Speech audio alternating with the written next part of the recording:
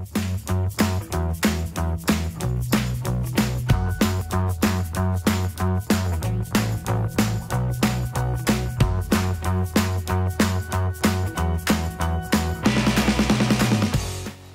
this is Steve Johnson, General Manager for Kut Kwick, and today I'd like to talk to you about the proper fluid levels for the hydraulic system on the SuperSlopeMaster T4. To prevent an overflow of the fluids in the hydraulic system, it is critical that they are at the proper level when the machine starts. You should see fluid in the lower sight window. During operation, the fluid will expand and rise up in the tank. But if you start out with fluid in the upper sight window, you can end up with an overflow situation.